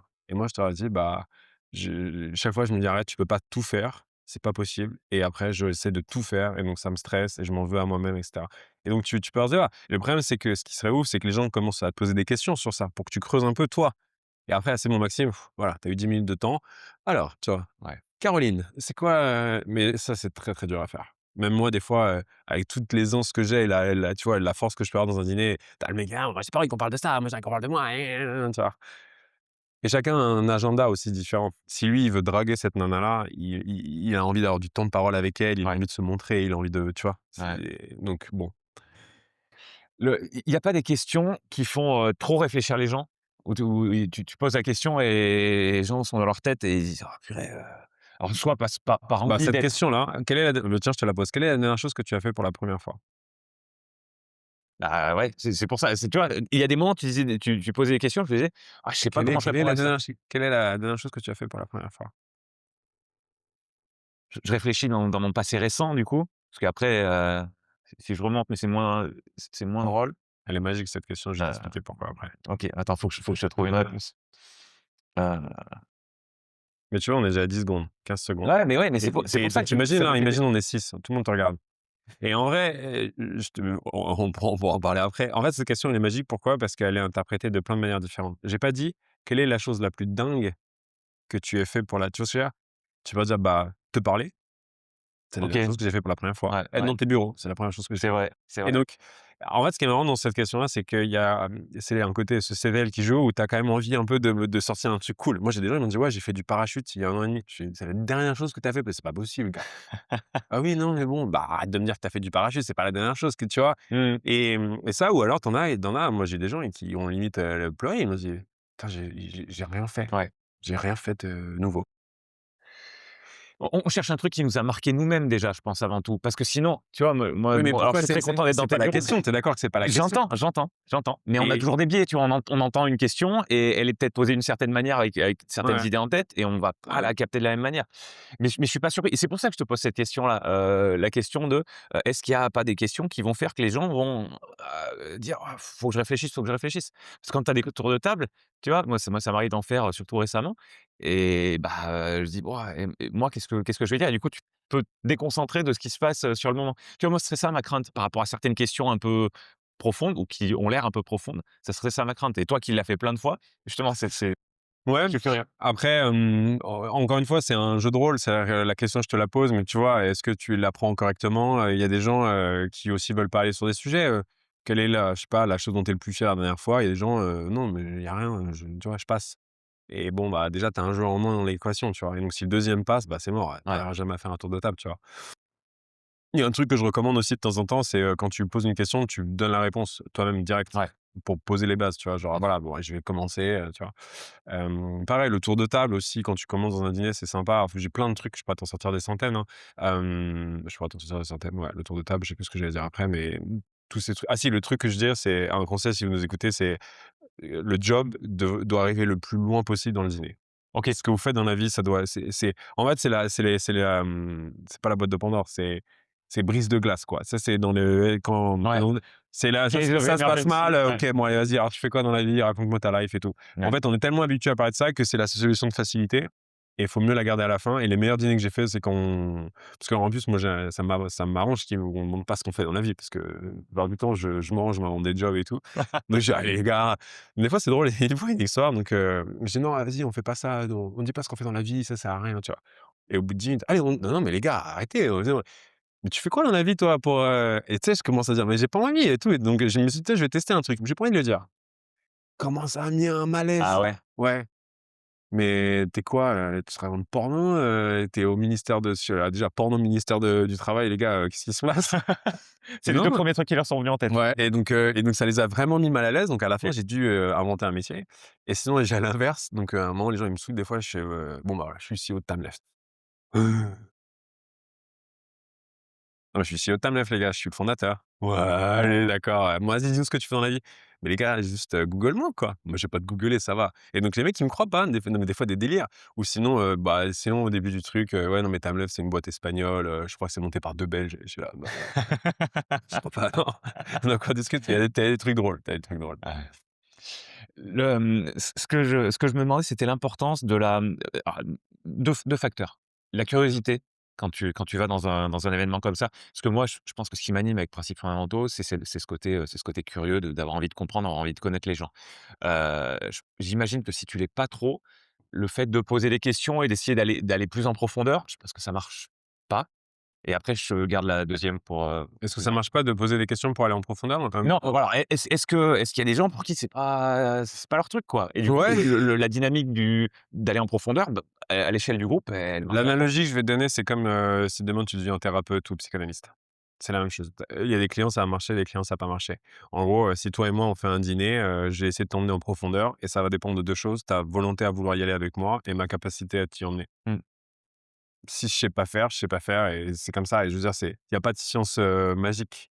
Moi, il y a eu des dîners où il y a des gens, j'ai pas réussi à creuser, quoi, ouais, c'était impossible. Ils voulaient pas. Bon, bah, tu vois, fin de l'histoire. Je veux dire, à un moment, tu t et puis il faut des intérêts et pourquoi j'ai envie de creuser? Je sais pas. Bon, le mec, il a pas l'air à l'aise, il a pas envie de partager sa vie, bon et puis encore une fois, tu sais pas ce qui se passe. Je veux dire, moi, dans mes premiers dîners, des fois, je me rendais, je disais: «Putain, et pourquoi le mec il arrive, il a une» tu sais, ambiance de merde, quoi. Je fais: «Gars, reste chez toi, quoi. Pourquoi tu viens au dîner et tu fous une ambiance de merde?» Des fois, tu creuses, bah ouais, le mec, il peut-être, je sais pas, il vient d'apprendre qu'il est divorcé, il a perdu son job. Enfin, tu vois? Il y a aussi tout un arrière-plan de la personne, que tu as pas, bien sûr. et que tu n'auras pas du tout et donc assumer que tout le monde est bien et tout le monde est sympa, non, c'est une erreur, tu vois? Ouais. Ouais et l'autre question, c'était sur l'honnêteté, le fait de là, tu dis: «Je me suis inventé un job». Ça rentre en ligne de compte, ces choses que vous voyez, vous, si les gens sont, s'ils se livrent, si, ou si au contraire, alors tu peux dire: «Non, non, je veux pas répondre», ça c'est une chose et puis tu peux être un affabulateur, tu vois ce que je veux dire? Et puis j'imagine que tu peux être un peu entre les 2, arranger, voilà. Dans la dynamique d'un groupe, à quel point est-ce que ça Il y a une rentre? question, un peu plus, métamorphorique, je sais pas comment dire, hein, mais, en gros, je pense que tout le monde ment maintenant, de nos jours. Ah ouais, Hem et je pense pas, tu mens, demain tu es chirurgien, tu veux dire que tu es pilote de chasse. Je parle pas de ce niveau de mensonge, mais les réseaux sociaux, Instagram, nous ont poussés à mentir. Et je veux dire, que ça soit dans nos photos de profil qui sont retouchées, dans tout le monde enjolive tout en permanence. LinkedIn, je sais pas, LinkedIn, c'est quand même, c'est à vomir, LinkedIn. Enfin, genre, mais tout le monde le fait, hein, mais c'est à vomir. C'est: «Eh gna gna gna, je suis le meilleur du monde, on a fait ci, regardez». Mais arrête gars, on sait tous que tu galères, quoi, tu vois? Et donc on est quand même arrivé dans un dîner, il y a encore tu vois, ce truc-là, ce masque, faut que je me montre sous mon meilleur angle. Tout le monde a envie de se montrer sous son meilleur angle. Moi, j'ai rarement vu des gens qui sont arrivés en mode de manière authentique. Tout le monde arrive avec tu vois, sa carapace, quoi, OK. qui est un peu normal quelque part. Mais il y a des gens qui la droppent pas, quoi. Il y a des gens, ils gardent cette carapace pendant tout le dîner. «Ça va? Ouais, ouais, moi ça va. Toute ta vie, ça va? Ouais, ouais, toute ma vie, ça va». OK. Ouais, Donc encore une fois et c'est normal, mais c'est ta capacité à, et tu vois, tu rencontres quelqu'un depuis 2 heures, il a aucun droit, enfin, tu as aucun droit à lui demander de se montrer sous son bien tu sûr. vois? Oui, ce que je veux dire, c'est qu'il y a une différence entre dire le «ça va» et on sait ce qu'il veut dire le «ça va» et entre carrément, inventer des choses ou, voilà. Ouais, mais, en fait, on est sur un spectre du mensonge. Entre mentir sur ton job, c'est très à gauche. Entre dire, que tout va bien et que tu es trop content d'être là et que tu passes tu vois? C'est pas du mensonge, en fait, je pense qu'il y a le vrai mensonge et il y a le mensonge à toi-même. OK, Tu as le vrai mensonge où tu sais que c'est un vrai mensonge, c'est-à-dire ouais. tu dis: «Tu mens, non, non, j'ai pas trompé ma meuf, arrête mec, j'étais avec elle hier, on t'a tous vu», donc ça, tu sais que tu mens et il y a, le mensonge, «J'adore ce que je fais, tu vois? Ma boîte, ça va super en ce moment, on est en train de sortir des projets, je suis super excité». Mec, tu pleures, en fait, tu vois? Et moi, j'ai eu cette phase dans mon ancienne boîte, très successful, j'étais très médiatisé et j'avais ce truc de prétendre en permanence et ça m'a joué des tours et en fait, c'est horrible parce que et d'ailleurs, toute proportion gardée, je donnerai pas de genre, hein, pour citer personne, mais que tu sois un homme ou une femme et que tu trafiques ta photo, que tu t'enjolives, que tu fais des angles et cetera, en fait, tu payes le prix au moment de la rencontrer une personne. Moi, j'ai eu des gens, des fois, tu fais, «Mais c'est pas la même personne, quoi», c'est genre et donc moi, ça m'a toujours impressionné ce truc-là et j'ai jamais creusé le sujet. Je me dis: «Mais donc tu mens tellement sur ce que tu es en ligne, pour essayer de rencontrer des gens dans la vraie vie, mais il y a un tel décalage avec ce que tu fais que je comprends pas tu vois? Je veux dire, est-ce que ça marche, en fait?» Ouais, et je donne un autre truc, je pense que c'est pour ça, les gens mentent sur leur âge, par exemple OK. et donc à un moment, on a sorti une feature parce qu'il y a des nanas qui se plaignent, ils font: «Ouais, le gars, il a pas 40, c'est impossible» et en fait, les mecs se comprenaient que le matching était fait sur l'âge. Que l'âge impactait le matching et donc les gens, on voyait des mecs avec le même email, ils supprimaient leur compte et ils recréaient le compte avec 10 ans de moins, tu vois? Mmh, ouais, Très classique dans les apps de dating OK. et un jour, je tombe sur un pote qui me fait, je lui dis: «Montre ton profil et tout». Il fait: «39». Mais mec, tu as pas 39, tu as 44. Et là, discussion super intéressante. Il me fait: «Bah, Max, je vais t'expliquer un truc. Si je mets 44, 0 match. Je suis un mec célibataire de 44 ans, red flag, problématique. Pourquoi il est, tu vois? Je mets 39, j'ai des matchs, plein de matchs. Je fais: «OK». Mais je dis: «Mais quand la meuf, tu lui dis que tu as 44, qu'est-ce qui se passe?» «Ah bah, une fois sur 2, ça marche pas, c'est sûr. On Ouais. part sur un mensonge». Et là, Mais je dis: «Mais donc» mais il reste quand même une fois sur 2 pour, de et ouais, et sécuriser. il me dit: «Voilà, bah, je tente ma chance, au moins j'ai le truc». Mais je dis: «Mais c'est mal, en fait, tu pars sur un mensonge». 0 mensonge, 1 avec qui tu veux que je fasse quoi? Ou pareil, c'était il y a longtemps parce que maintenant je suis marié, mais il y a une nana, à Lisbonne, ça m'avait marqué cette histoire. Incroyablement belle, mannequin, je sais pas, de faire 1,78 m, tu vois? Et elle me dit: «Ouais, on parle des apps» et elle montre Bumble et je vois, elle a Bumble Premium et moi je suis choqué, je fais: «Mais attends, déjà je crois que les filles elles payaient pas et toi, magnifique comme tu tu payes, Bumble Premium?» Elle me dit: «Bah ouais, moi j'ai absolument besoin de la feature là, faut que je mette la taille, minimum pour les mecs parce que moi, tu vois, moins d'1,89 m, c'est mort». Là, je rigole. Elle me fait: «Pourquoi tu rigoles?» «Ah, je suis plutôt un 88 moi, tu vois?» Et j'ai mis un 89 parce que je sais que, tu vois? Ah ouais, tu savais Ouais, qu'il y bah avait un oui. seuil? Tu vois la stat, c'est 68 des femmes, utilisent le filtre de taille avec un minimum de 1,81 m. Donc si tu fais moins d'1,80 m, tu as 68 des femmes qui te voient pas. Quand tu fais un 80, qu'est-ce que tu fais? Bah, tu mets un 82. Non, mais tu vois ce que je veux dire? Et donc on arrive dans ce truc-là où on en rigole parce que c'est des trucs qui font rire, mais ça déteint sur plein de choses. On en rigole parce qu'on fait tous les 2 plus d'1,82 m, c'est surtout ça. Ouais, ouais, c'est surtout ça. Mais ouais, ça m'avait marqué et donc la nana, elle me dit: «Bah oui, mais toi, ça va». Mais je dis: «Mais tu te rends compte de les résidus du truc? Tu Bah vas ouais. pas arriver dans un bar et dire: "Attends, ah, je suis désolé, à 1 centimètre près, j'aurais vraiment Ouais. pris un verre avec toi"». Ouais, mais alors, c'est moi je pense que le problème, il est au niveau du système. Tu vois ce que je veux dire? Ah oui, Moins bien moins sûr. qu'au niveau quand le système est trop déformé, ça pousse les gens à faire des choses et donc je pense que c'est des gens comme toi ou des gens, de qui gèrent, ce genre d'organisme, on va dire, ou d'appli et cetera, qui ont un pouvoir phénoménal mais après des contraintes aussi, je le comprends bien. Alors vous, c'est pas une appli de rencontre, amoureuse, C'est mais les apps de dating, pourquoi je les déteste? Parce que moi, j'ai été, je suis tombé dans le côté toxique des apps de dating où en fait, tu fais que faire que des dates en permanence et que tu sais même plus ce que tu cherches et que tu es persuadé qu'il y aura toujours mieux et donc tu vas de toujours mieux en toujours mieux en toujours mieux et tu restes célibataire toute ta vie. Pourquoi? Parce qu'elles ont monétisé cette illusion du choix parfait. ouais. En gros, dis-moi la meuf parfaite que tu veux, mais c'est payant, mais tu as le droit de choisir la taille, la couleur de cheveux, le elle fume, pas enfant et cetera et donc mais ça marche pas comme ça la vraie vie, tu vois? Et je dis surtout, moi, je m'en suis rendu compte, la nana que j'ai là, il y a plein de critères qu'elle marche qu'elle matchait pas dans mes critères là, Ouais. sauf que c'est devenu ma femme et donc en fait, c'est ce truc-là. Sauf que les apps de dating, elles ont vu un et j'espère que je tomberai pas dedans et tu sais que souvent on a des discussions avec mon équipe produit et c'est tentant, hein, de mettre des features, où tu sais que ça va monétiser grave. Sauf que, par exemple, on pourrait imaginer, la dernière feature, j'ai dit: «Les gars, c'est mais tant que je serai vivant, jamais de la vie». En gros, ils se sont dit: «Ouais, au lieu de faire des tu sais pas qui t'aura à ton dîner, tu pourrais peut-être swiper des gens avant ton dîner time left». J'ai dit: «Les gars, vous êtes malades ou quoi? Ouais, qu'est-ce qui se passe là?» C'est pas du tout le concept. Tu mets ça, tu fais du cash. Ouais. Tu fais du cash, c'est sûr et certain. Mais bah, voilà, c'est comme Bumble ou Tinder, tu as vendu ton âme au diable et ensuite, bah, dating fatigue parce que les gens, ils en ont plein le cul que ça marche pas. Du coup, au début, tu disais, on a enfin, je sais pas si c'est exactement comme ça que tu as dit, mais on a abandonné le terme d'inconnu. Pourtant, j'ai l'impression que ça Non, non, reste mais c'est moi qui l'ai abandonné dans mon oui, pitch, avec d'accord, voilà. OK, OK. Mais, c'est quand même, c'est quand même, très marketing, on utilise très beaucoup en marketing. C'est les ads qui marchent le mieux. Il y a toujours marqué «Dinner with strangers», dinner with les gens, ça les fascine ce concept-là. Mais on est en train de maintenant de passer à l'étape d'après. Donc maintenant, le positionnement de Timelapse, c'est, be a friend, c'est, show up, tu vois? On est plus sur des angles marketing de, heu, tout commence in real life. Donc tu vois? Show up first, sors de chez toi, soit si tu veux des amis, il faut d'abord que toi tu deviennes un ami toi-même et tu vois? Ouais, On est un peu sur ce narratif-là. OK. Le concept de dîner entre inconnus et je pense est sur la fin. Pourquoi? Bah, déjà on l'a surutilisé, on a une compétition qui l'a utilisé aussi dans tous les sens et donc maintenant on pense à l'étape d'après. Ouais.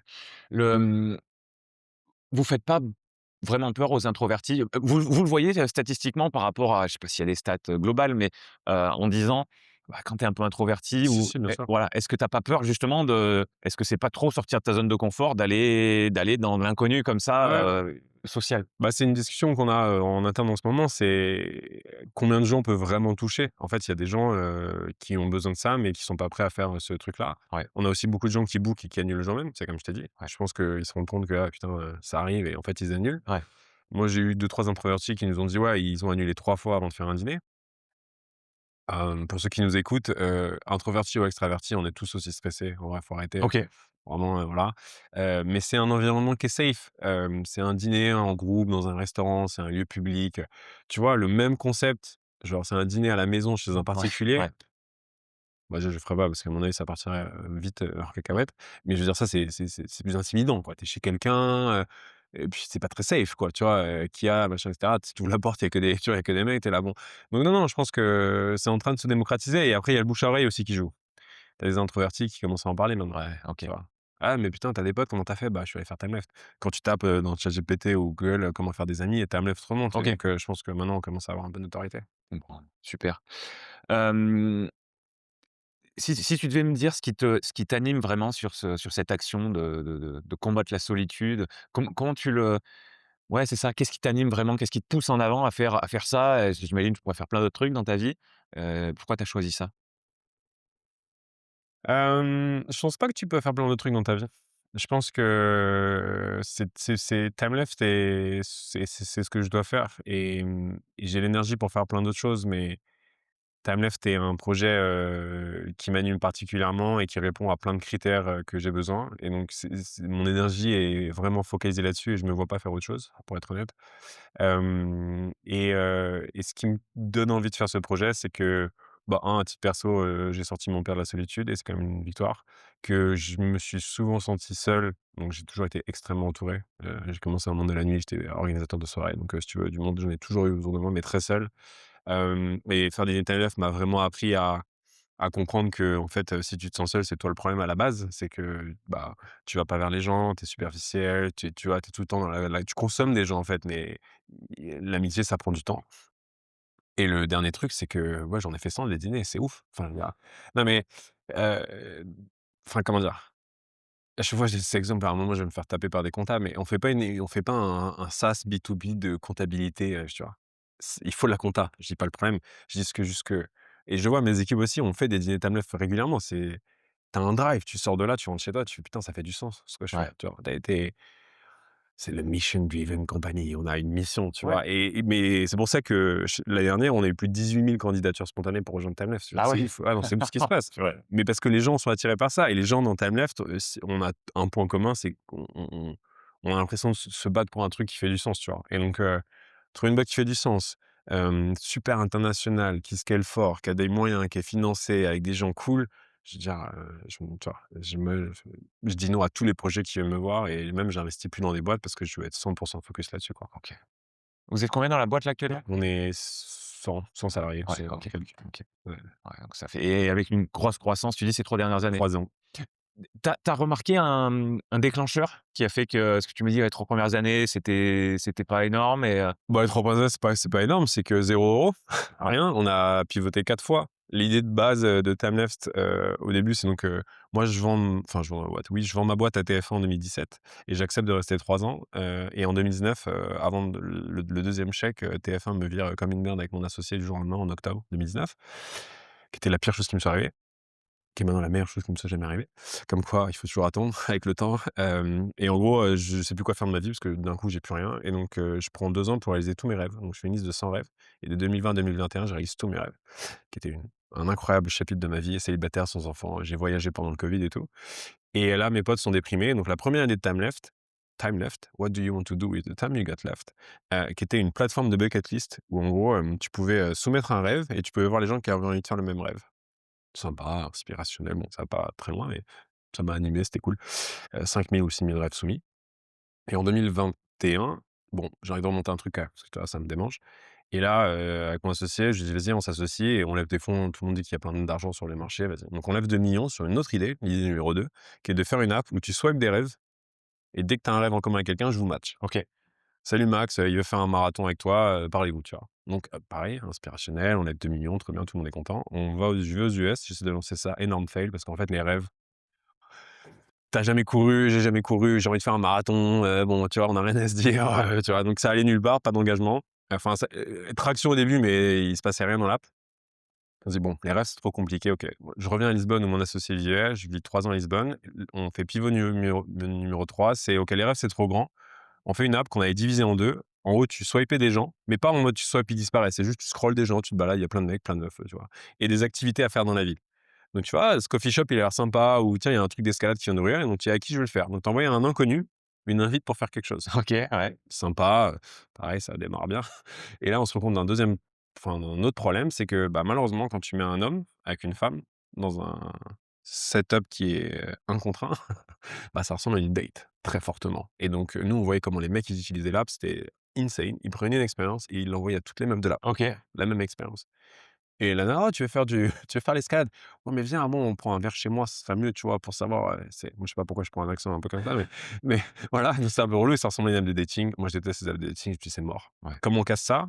Il est numéro 4 et on va faire des activités en groupe, tu vois? Il y a moins cette vibe de dating et là, l'idée, c'était tu te proposes de vouloir tu proposes un truc: «Je veux faire du yoga samedi» et nous, on essaie de trouver des gens qui veulent faire du yoga avec toi, par groupe de 6 et OK, là déjà cette idée du groupe de 6, tu savais que ouais, c'était 6-6-8, qui marchait bien? c'était on a OK. fait des variations, tu vois? Là, on se découvre, 2 problèmes. Le 1er problème, c'est que, bah, personne n'a envie de faire la même chose au même moment, Ouais, OK. donc très compliqué à scaler Ouais. et le deuxième, c'est qu'on voulait protéger les femmes et donc on a créé une feature où on dit: «Bah, voilà, les femmes, elles ont le droit de valider qui veut rejoindre leur groupe». Ouais. Donc tu dis à la femme, elle dit: «Moi, je vais faire du yoga samedi matin» et donc elle reçoit une notif de hommes et femmes qui veulent faire du yoga avec elle. Qu'est-ce qui se passe? Femme oui, mec non, Ah femme oui, d'accord. mec non. Elle refuse tous les mecs, littéralement tous. OK. Pourquoi?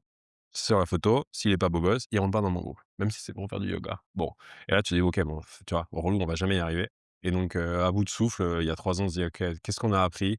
Bon, faut que ce soit un groupe, OK, faut que ça soit facile à faire. Ouais. Faut pas qu'ils choisissent, parce qu'en fait, sinon ça n'en ira jamais» OK. et le truc qui a vraiment marché aussi, c'est qu'on s'est dit: «Il faut faut qu'on monétise». Moi, j'en peux plus de gagner de pas gagner de l'argent et Ouais. donc on s'est dit: «Bah, ça va être 5 € le ticket OK. et tu vas aller à un dîner avec des inconnus». Ouais et ce qui vous a, enfin la voix aussi du dîner, c'est que les gens ont tout le temps faim. Ils ont pas tout le temps envie de faire du yoga, mais ils ont tout le temps envie de Ouais. manger. Ouais, après au début, ils nous disaient: «Ouais, vous êtes relous le mercredi, on veut ça le jeudi, le vendredi» et on a mis quand même 2 ans avant d'ouvrir d'autres dates. On a vraiment forcé les gens à dire: «Tu veux tester le service, c'est le mercredi». Et pourquoi?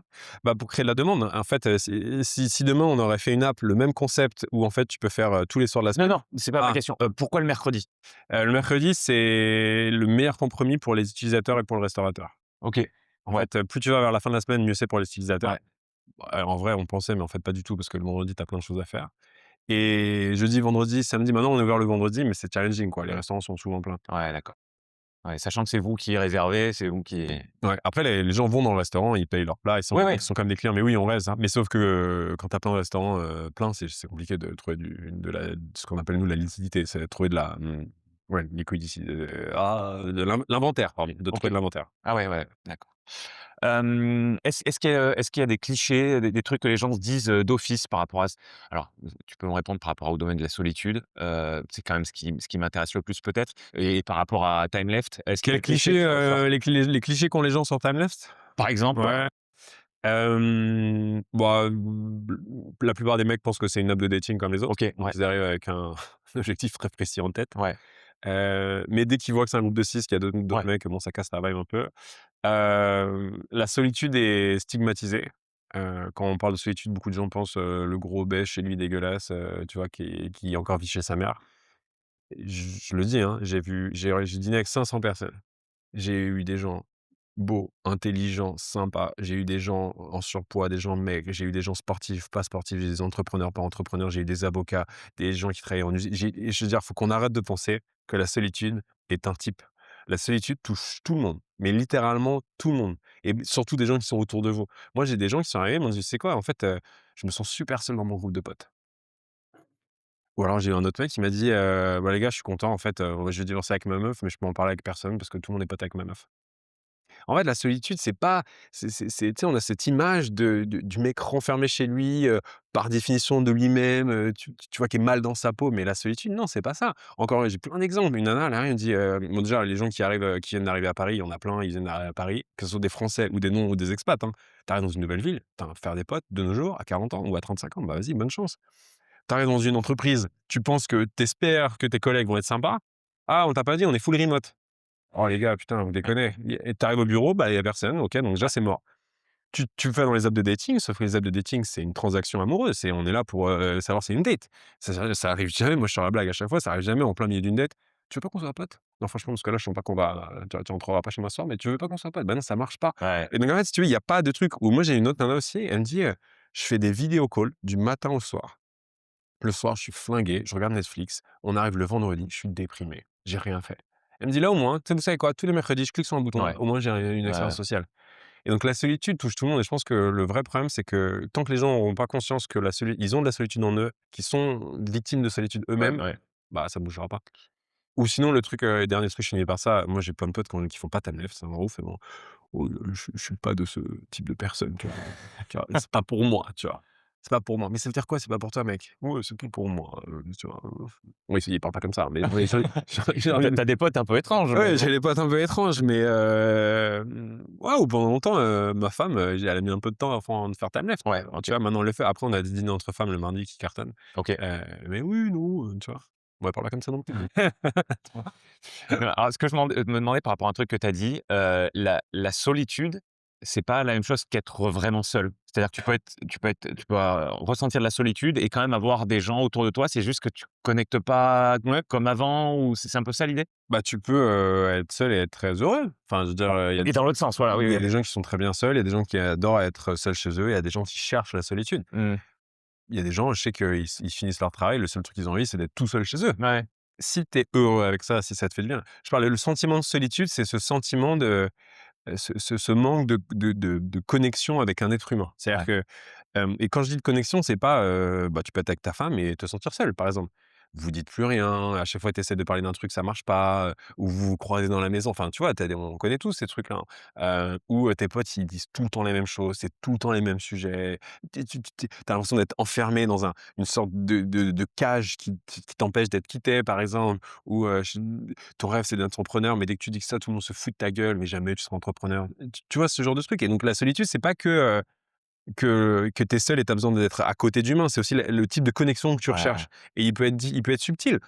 Heu, tu as aussi un autre truc, par exemple, très courant, hein, il y a des mecs, c'est une statistique affolante sur les apps de dating, tu as des mecs ne rencontrent jamais de femmes de leur vie. Je veux dire, il y a des mecs qui vont sur les apps de dating, ils swipent mais des centaines et des centaines de nanas, ils en parlent qu'à une ou 2, ils arrivent même pas à transformer une date. Tu as des mecs qui passent une année entière sans jamais parler à une meuf, in real life. C'est pour ça qu'il y a cette explosion des OnlyFans, des AI girlfriends et tous ces trucs horribles là qui sont en train de se passer, parce qu'il y a des mecs déprimés qui ne parlent jamais à une femme.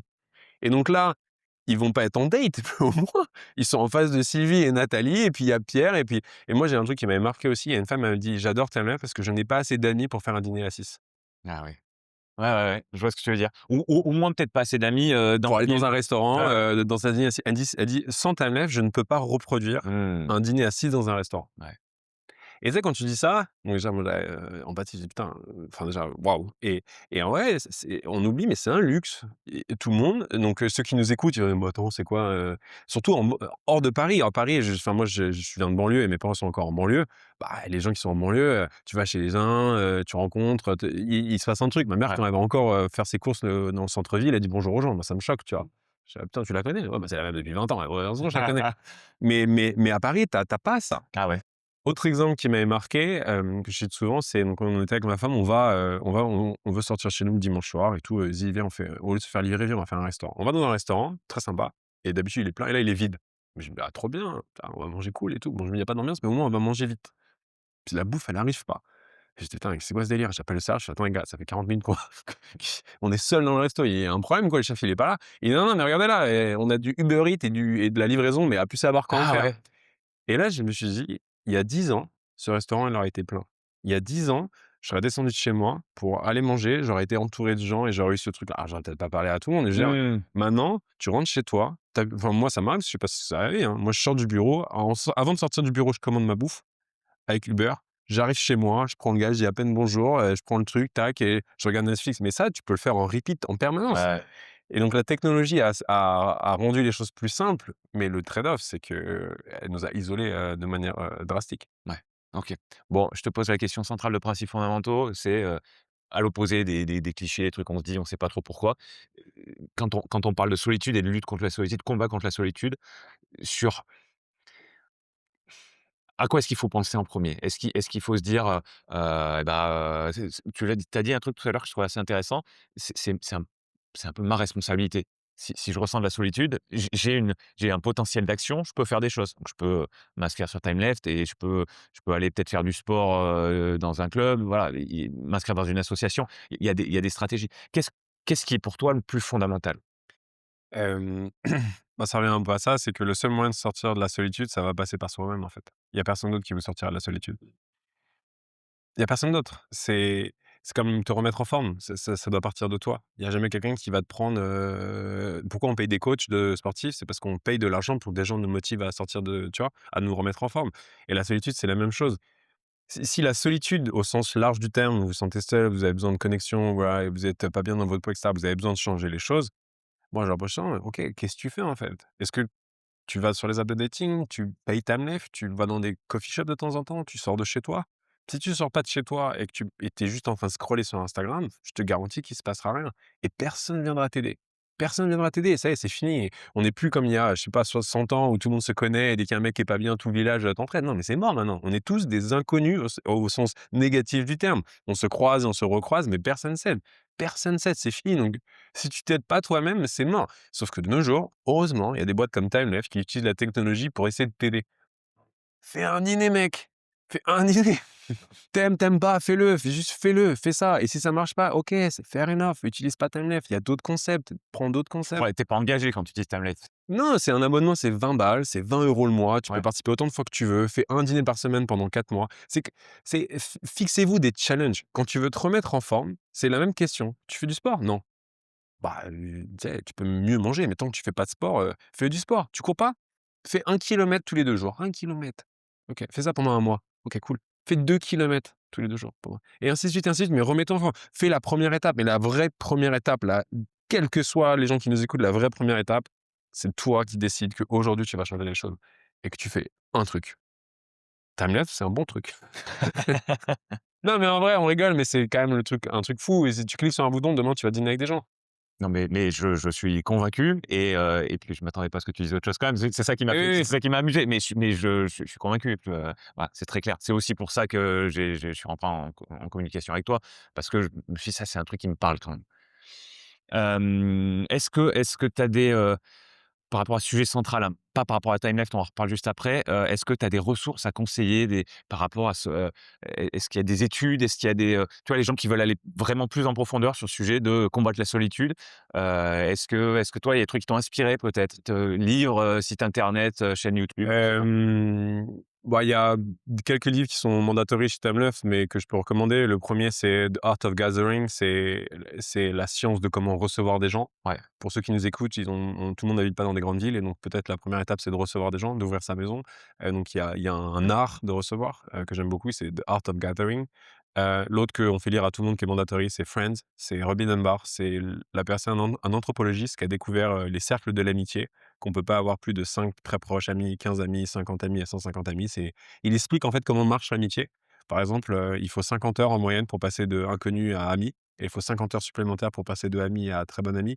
Que si, tu vois pas les gens selon une certaine fréquence, l'amitié s'érode aussi, pareil. Donc ça, c'est intéressant comme truc. Après, il y a les Simon Sinek, les Estelle Perel et tous ceux-là, ils parlent beaucoup de l'amitié. OK. Mais bon, c'est comme si tu veux perdre du poids et que tu regardes des vidéos YouTube, c'est cool, hein, mais au bout d'un moment, ça c'est pas ça qui va te faire perdre du poids et donc moi, je suis plutôt, pas de théorie, je veux dire, on sait ce qu'il faut faire. C'est action, action, action, action. Action, c'est faites le première étape, sortez de chez vous. ChatGPT, mine de rien, à toute proportion gardée, il y a un truc que je fais, que je vous recommande, par exemple, sur, la version desktop de WhatsApp, vous pouvez télécharger votre conversation avec quelqu'un. OK. Voilà, donc tu as une conversation avec ta femme, avec ton meilleur ami, tu télécharges la conversation, tu la mets dans ChatGPT. Est-ce que vous voulez donner vos informations à ChatGPT? C'est votre problème. Moi, je le fais sans problème et gros, tu peux demander à ChatGPT: «Analyse-moi cette conversation, basée sur, les love language, basée sur les attachment style, basée sur ça. Qu'est-ce que tu penses qui manque dans cette relation?» Et tu peux vraiment aider. Pendant le moment de dépression avec mon père, j'avais du mal à interagir avec lui plus de: «Ça va papa, tu tiens le coup?» tu vois?